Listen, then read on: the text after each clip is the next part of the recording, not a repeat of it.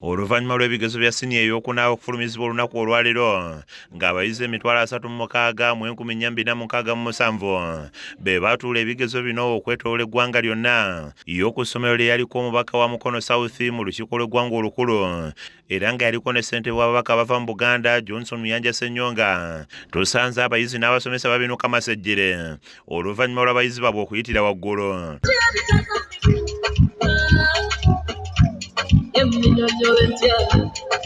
Yes, oh Jesus, Jesus, Jesus, Jesus, oh yes. Bano batuuza abayizi 188 nga ku bano 67 bayitidde mu ddaala erisooka nga 83 ddaala lya kubiri ate nga 37 bayitidde mu ddaala lya kusatu.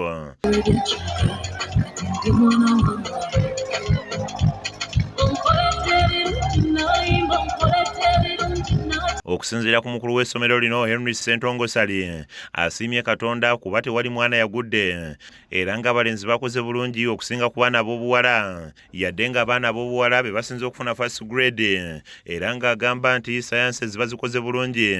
Bw'atyo n'asiima abazadde kw'ossa n'omubaka Muyanja Ssennyonga wamu n'abasomesa nga yadde nga abayizi bakomawo oluvannyuma lw'omuggalo era nga bagamba nti bafuna okusomooza eri empisa naye nga Mukama bayambye ne bakola bulungi.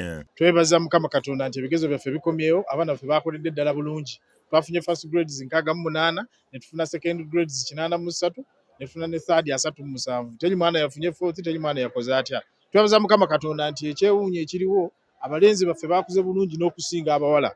Yadde abawala bafunye first grades nnyingiko okusinga ku balenzi. Abaana baffe abasinze out of best 10 balina 12 and out of best 8 balina 9.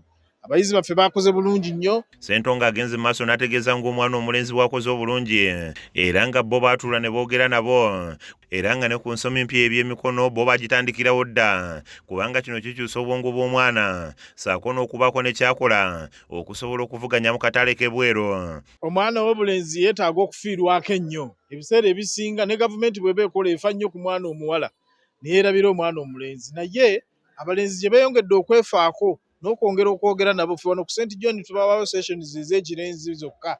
Sayansi zaffe abaana bazikozedde ddala bulungi nnyo. Era twebaza abazadde bonna, abasomesa, Director Honorable Johnson Muyanja. Essomo ly'eddiini n'okubalabye basinze okukola obulungi era nga bibayambye ng'essomero. Abamu ku basomesa abadde abasanyufu ebyensuso batunnyonnyodde ebiyambye abayizi baabwe okuyita era ne bagamba nti basanyufu okulaba nga abayizi ab'obulenzi bayise bulungi kyokka ng'ekyabawala obutakola bulungi bakitadde ku COVID-19.